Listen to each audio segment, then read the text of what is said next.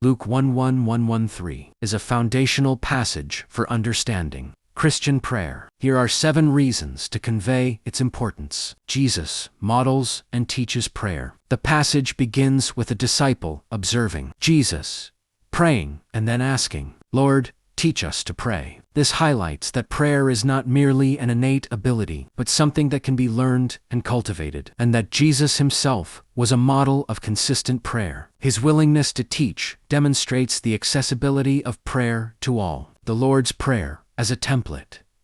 Jesus provides a concise yet profound prayer, often known as the Lord's Prayer. While not a rigid formula, it serves as a powerful template for how to address God. It teaches us to honor God's name, seek His kingdom, ask for daily provision, confess sins, and practice forgiveness, and seek deliverance from temptation. God, as a loving and responsive Father, the passage emphasizes God's character as a loving and giving Father through the parables of the persistent friend and the Father giving good gifts to His children. Jesus assures us that God is eager to hear and respond to our prayers, not out of obligation or annoyance, but out of His benevolent nature, persistence, and boldness in prayer. The parable of the friend at midnight, Luke 11:5-8, powerfully illustrates the concept of persistent prayer. The friend's shameless audacity, or importunity in some translations, ultimately leads to his request being granted. This teaches us not to give up in prayer,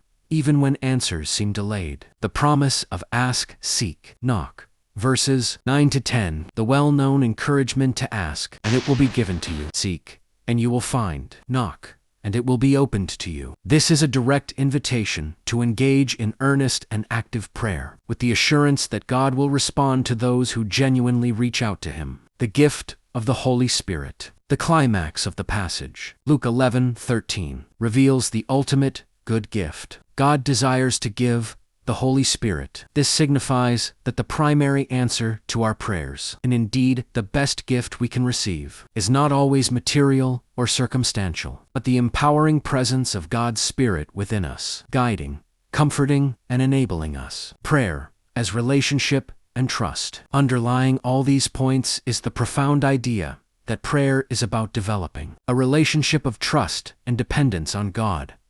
It's not about manipulating God, but about acknowledging our need and His abundant goodness, fostering a deeper intimacy with our Heavenly Father.